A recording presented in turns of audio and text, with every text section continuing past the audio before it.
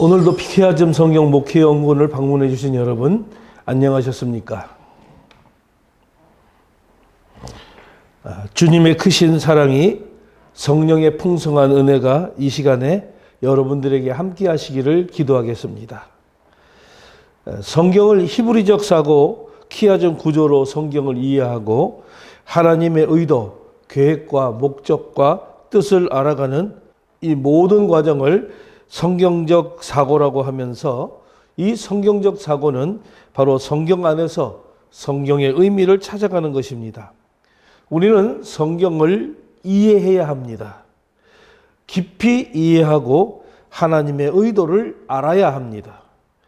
키아즘 성경 목회연구원과 페트라 사이버 신학교에서는 바른 말씀 또는 바른 신학, 바른 믿음을 행할 수 있도록 이 성경의 내용을 키아즘 구조로 알기 쉽게 지금 제공하고 있습니다.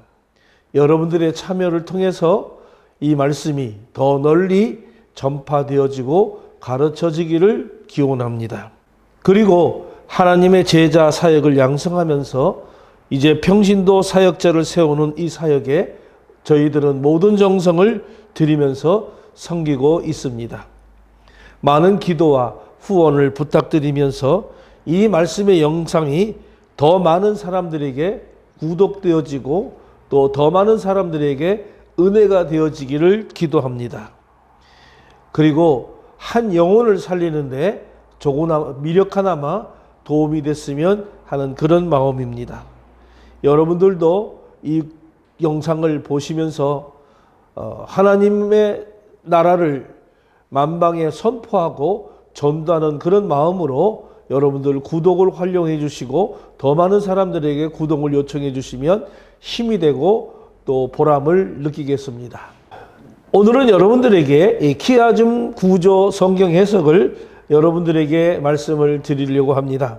오늘은 이제 두 가지 사항을 여러분들에게 하나를 묶어서 말씀을 드리려고 합니다.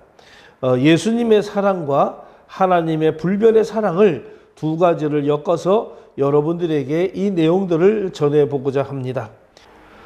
예배소서 3장 14절로 20절의 말씀을 제가 봉독해 올립니다.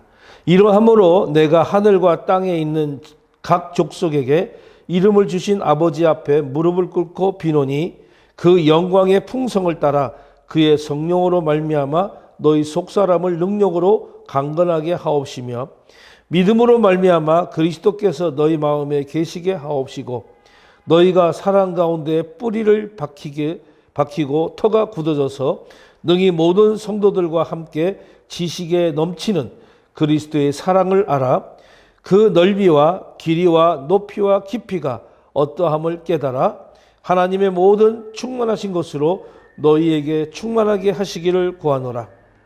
우리 가운데 역사하시는 능력대로 우리의 온갖 구하는 것이나 생각하는 것에 더 넘치도록 능히 하실 이에게 교회 안에서와 그리스도 안에서 영광이 대대로 영원히 무궁하기를 원하노라.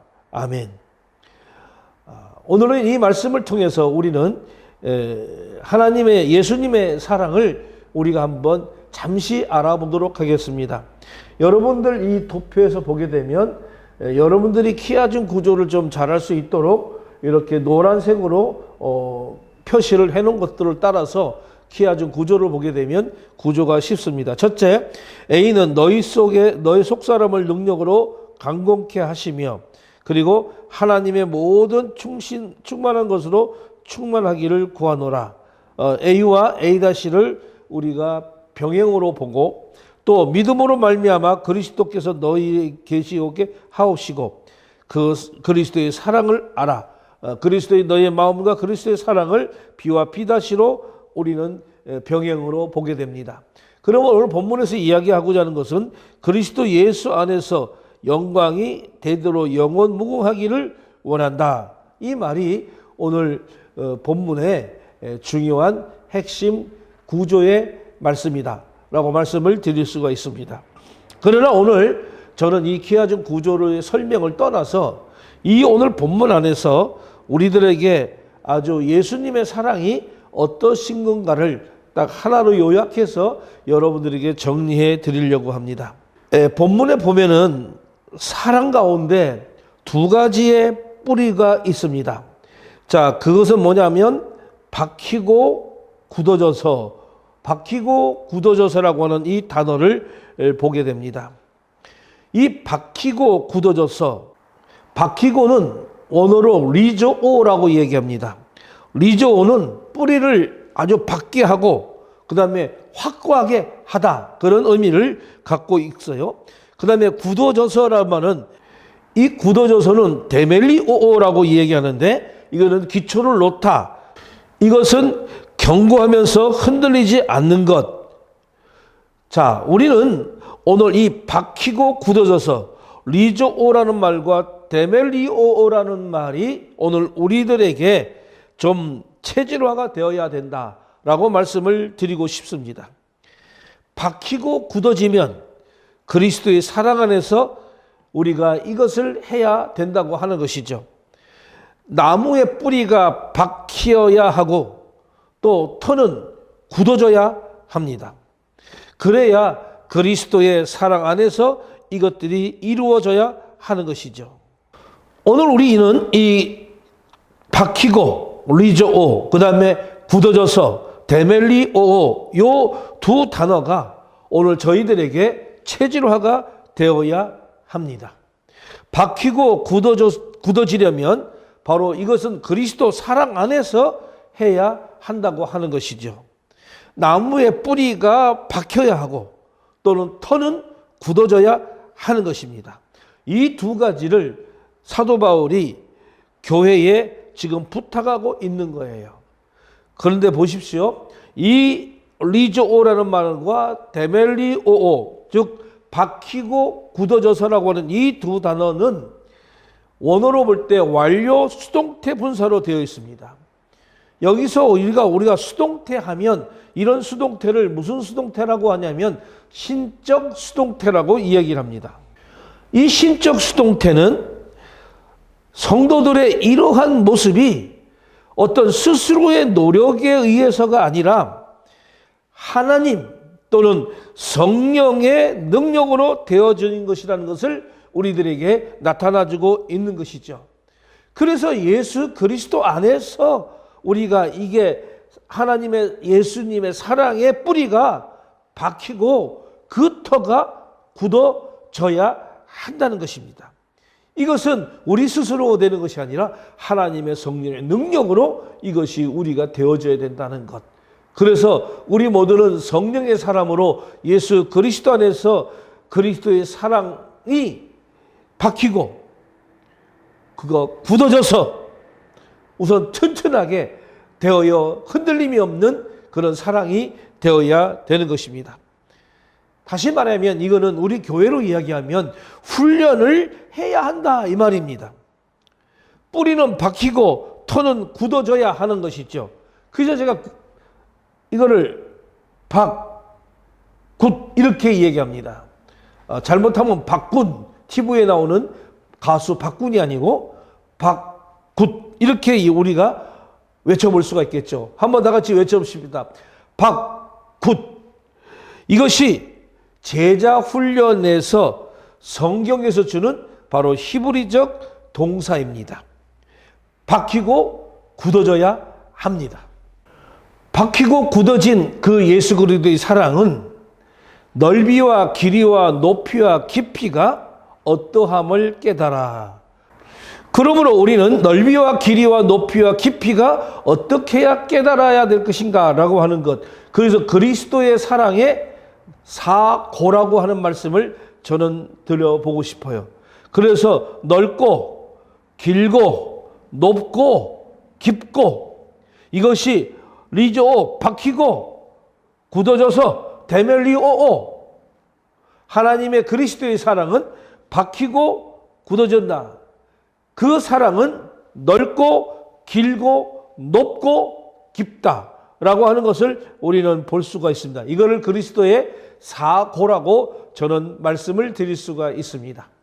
그리스도의 사랑은 모든 인류를 수용할 만큼 넉넉하게 넓고 세상의 시간을 넘어서 계속될 만큼 영원히 길고 그리스도를 하늘로 올릴 수 있을 만큼 지극히 높으며 가장 타락한 인간을 구원할 만큼 충분히 깊다고 말씀을 드릴 수가 있습니다. 어떤 존재도 우리를 그리스도의 이처럼 풍성한 사랑에서 끊을 수가 없다고 하는 것입니다. 이렇게 넓고 길고 높고 깊은 그리스도의 사랑은 그리스도의 십자가에서의 최고의 정점에 이르게 되는 것이죠. 예수 그리스도의 십자가가 위로는 높은 하늘을 향하고 아래로는 깊은 땅을 향하고 있고 옆으로는 무한하게 뻗어나가는 하나님의 큰 사랑을 상징하고 있는 것입니다. 그리스도의 십자가가 모든 곳에 빠짐없이 미치는 하나님의 무한한 사랑을 표현하고 있다는 진리를 분명하게 드러내고 있다고 하는 말씀을 보고 있는 것이죠. 그래서 그리스도의 사랑은 그리스도 안에서 리조오, 박히고 그리고 굳어져서 그 사랑이 넓고 그 사랑이 길고 그 사랑이 높고 그 사랑이 깊은 이 그리스도의 사랑을 오늘 우리가 우리 안에 잘 간직해서 우리의 삶으로 사랑이 나타내지기를 간절히 부탁을 드립니다.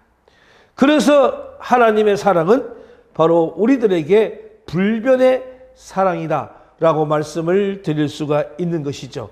그래서 제가 두 번째 이사야 43장 1절로 7절의 말씀을 통해서 하나님의 불변의 사랑을 여러분들에게 말씀을 드려보려고 합니다. 이사야 43장 1절로 7절 말씀을 제가 봉독해 올리겠습니다. 야곱아 너를 창조하신 여호와께서 이제 말씀하시느니라. 이스라엘아 너를 조성하신 자가 이제 말씀하시느니라. 너는 두려워 말라. 내가 너를 구속하였고 내가 너를 지명하여 불렀나니 너는 내 것이라. 내가 물 가운데로 지날 때에 내가 함께 할 것이라. 강을 건널 때에 물이 너를 침몰치 못할 것이며 내가 불 가운데로 행할 때에 타지도 아니할 것이요 불꽃이 너로 사로오지 못하리니 대저 나는 여호와 내 하나님이요 이스라엘의 거룩한 자요 내 구원의 자임이니라.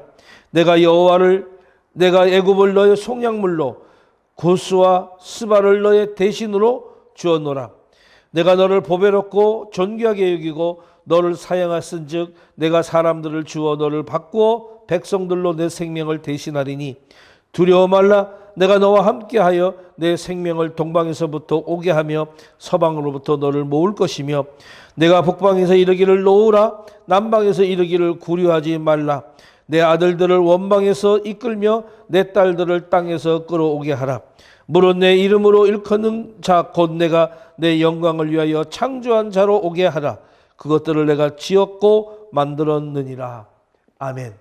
오늘 이사야서 43장 1절로 7절의 말씀을 제가 여러분들에게 봉독해 올렸습니다. 그런데 이 말씀은 1절부터 7절에 있는 말씀을 구조로 보게 되면 하나의 구절보다는 이 안에는 세 개의 구조로 나누어 볼 수가 있는 것이죠. 그래서 이사야서 43장 1절에 7절의 말씀은 하나님은 오늘 이스라엘을 위한 당신의 사랑을 표시하면서 그 사랑의 유익에 대해서 지금 말씀하고 있는 것입니다. 여기에 언급된 모든 축복은 바로 예수 그리스도를 믿는 그 믿음으로 하나님의 자녀가 된 사람들에게 더 분명하게 적용이 되는 것이지요. 인류가 하나님을 반역했을 때 하나님은 우리를 구속하려고 하는 계획을 실행에 옮기셨습니다. 우리는 그에게 속하고 그는 우리 각자를 아신다고 하셨습니다. 곤경과 시련을 통해서도 우리는 멸망하지 않을 것입니다. 왜냐하면 하나님이 우리와 함께 하시기 때문에 그렇습니다. 우리는 하나님께서 순종하며 따라서 하나님은 그 영예와 사랑으로 우리를 축복하신다고 하신 것이죠. 그래서 오늘 본문의 말씀은 좀 구조를 세 개로 나누어서 키워준 구조를 보게 되면 여러분들에게 좀 더 이해가 그리고 설명이 쉽게 되어집니다. 자, 그래서 1절을 먼저 가지고 키워준 구조를 보면 첫째, A의 야곱아 너를 창조하신 하나님께서 지금 말씀하신다. 그러니까는 여호와께서 말씀하십니다. 그리고 A 다시 너를 지으신 이가 말씀하신다. 그러니까 A와 A 다시는 야곱과 이스라엘을 창조하신 이가 지금 말씀하시겠다. 그러니까 창조자의 말씀인 것이죠. 그리고 B와 B는 보면 두려워하지 말라 너를 구속하였고 왜 내가 너를 지명하여 불렀나니 내가 두려워하지 말라 너를 구속하였고 너를 지명하여 불렀다. 누구의 말이라고 그랬습니까? A와 A 다시 바로 창조주 하나님의 말씀입니다. 그리고 결론적으로 너는 내 것이라 바로 하나님의 소유다라고 하는 것을 이야기하는 것이죠.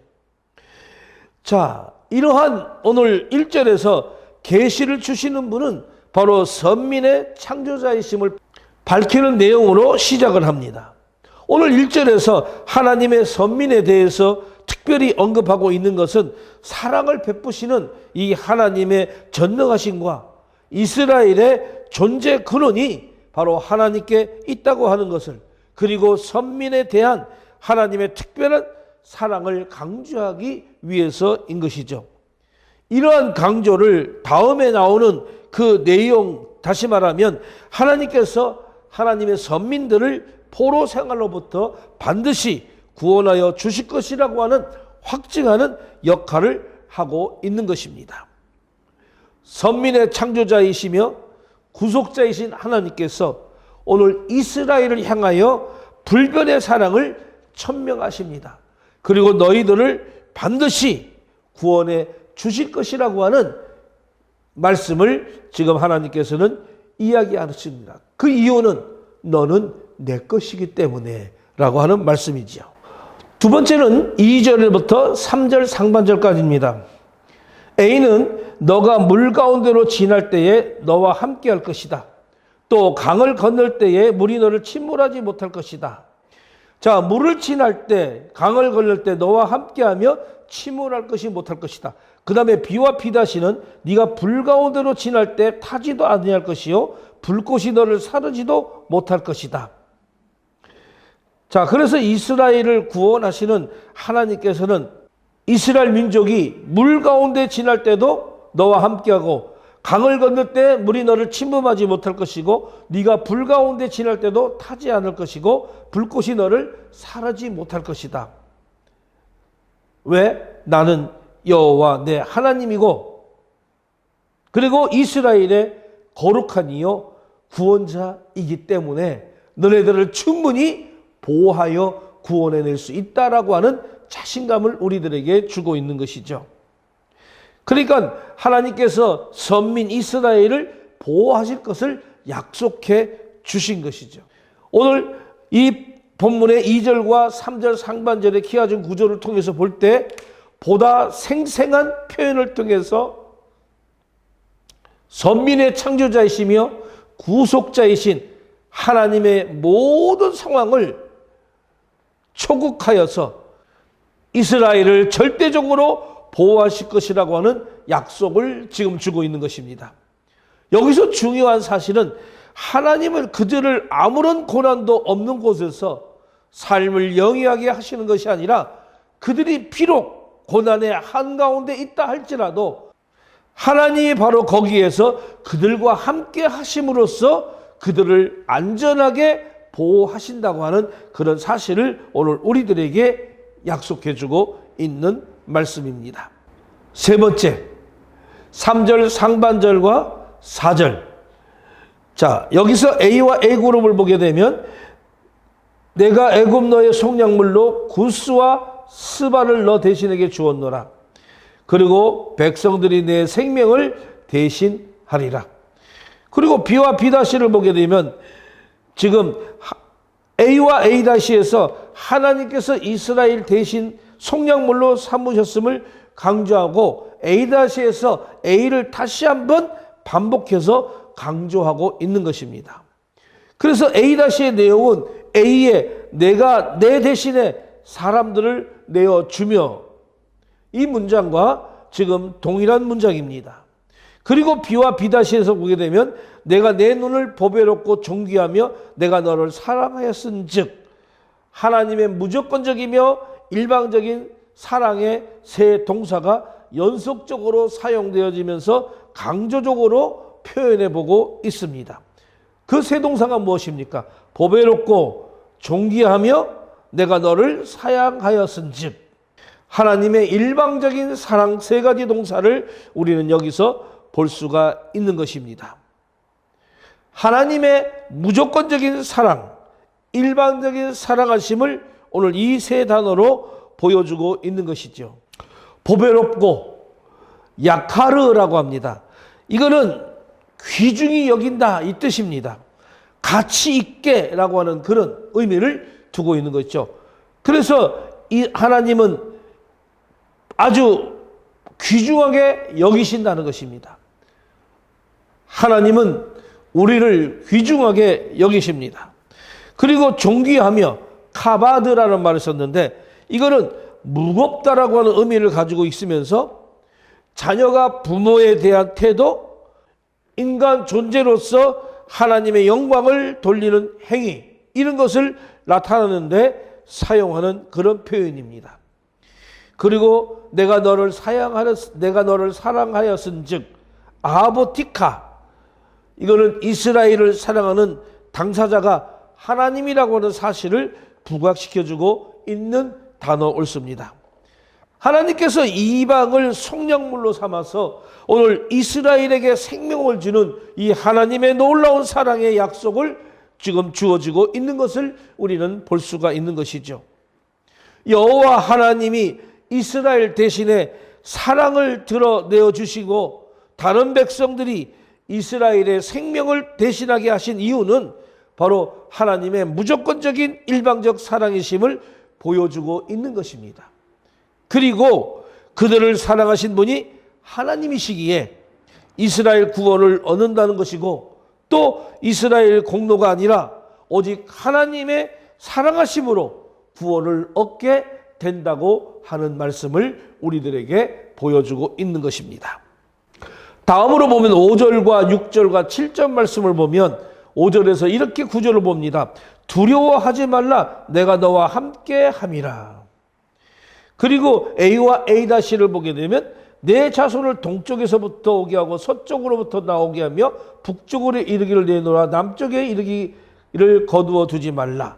그러니까 동서남북 사방을 들어 하나님이 자기 백성을 골토로 돌아오게 하시려고 하는 강력한 의지를 표명하고 있는 것을 보여주고 있는 거죠. B와 B'를 보면 내 아들을 먼 곳에서 이끌어 내 딸들을 땅끝에 오게 하며 내 이름들을 돌리면서 모으는 자라. 내 아들과 내 딸들이라고 하는 이 표현을 통해서 하나님의 백성 중 단 한 사람도 빠지지 않을 것을 강조하고 있는 것입니다. 그리고 C와 C-를 보면 곧 내가 영광을 위하여 창조한 자로 오게 하라. 그리고 내가 지었고 내가 만들었느니라. 이 말씀은 하나님의 선민의 정체성을 밝힘으로써 그들을 반드시 구원을 얻을 것이라고 하는 것을 지금 확정하고 있는 것입니다. 그러니까 한마디로 그래요.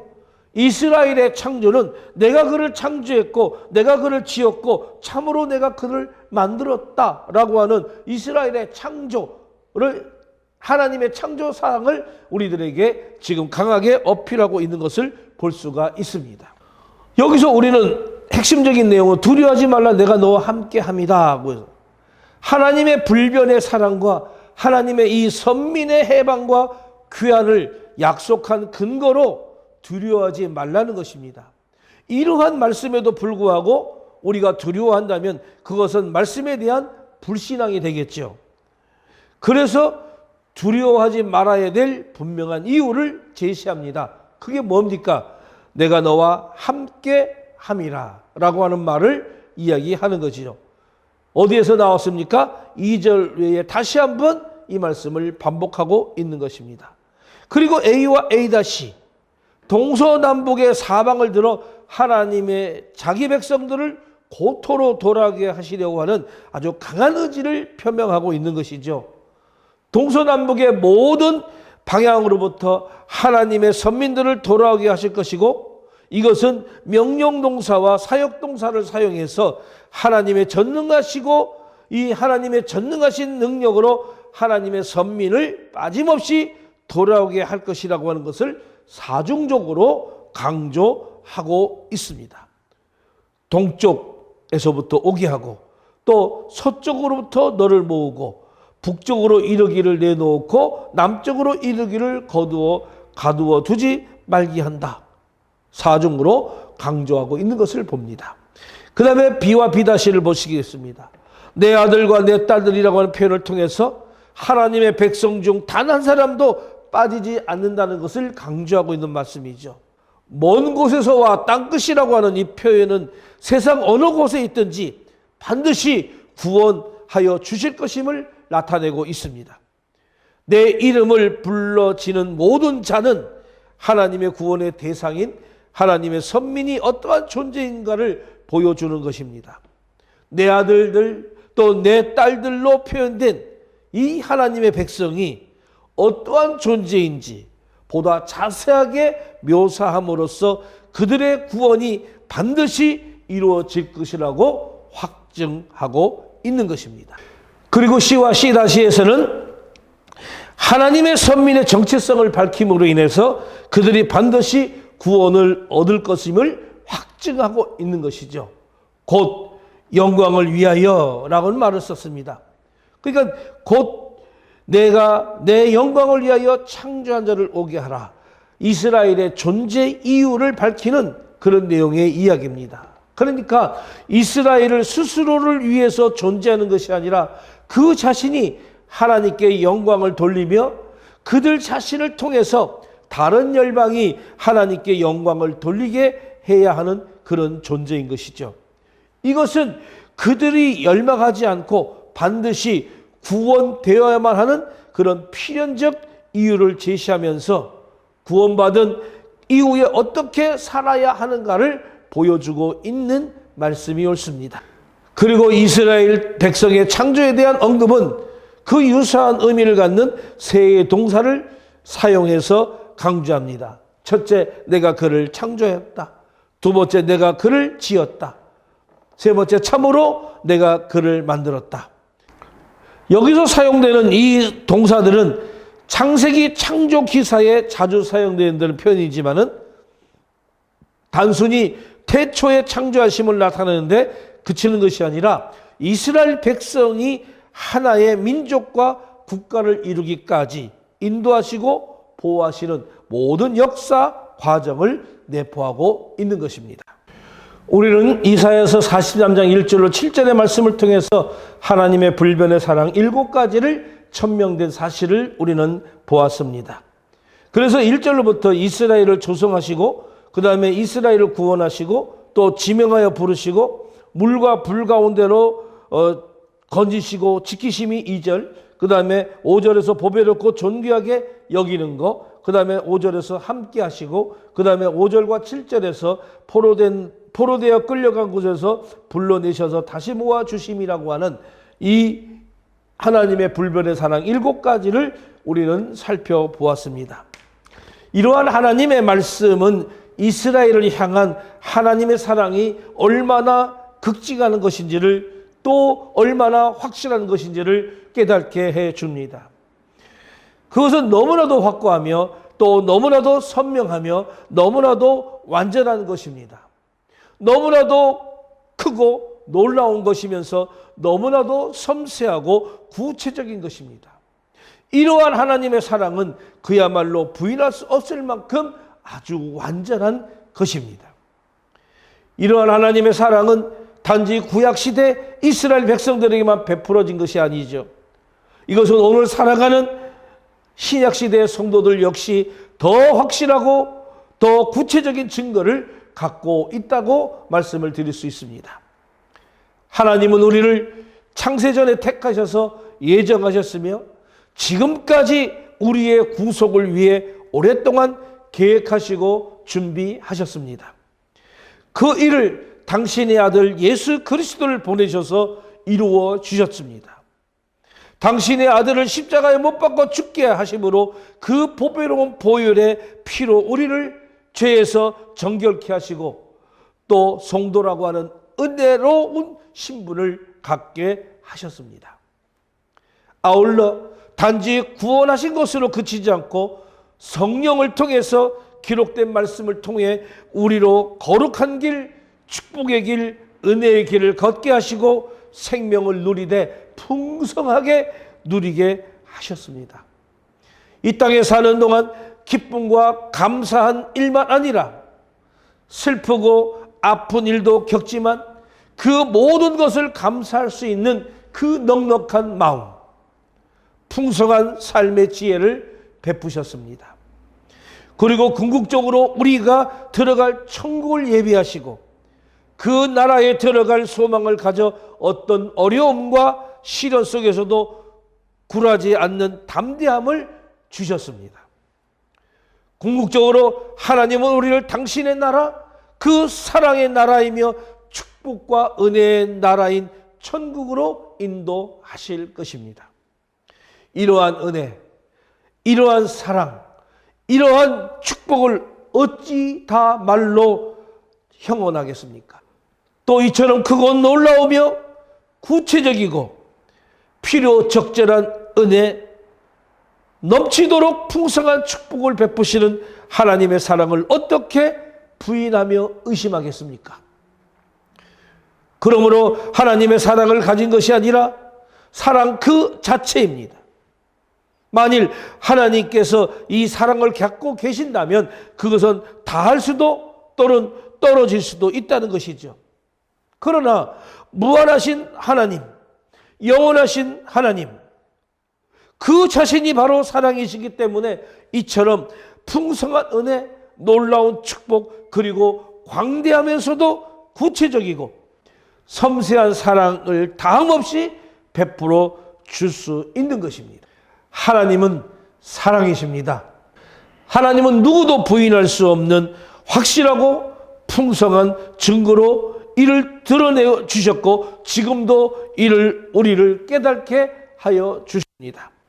이처럼 복되신 분, 긍휼의 풍성한 하나님을 믿고 의지하여 그분을 가까이 하는 삶, 그분의 사랑스러운 인도하심을 따르는 복된 삶을 사시기를 부탁을 드립니다.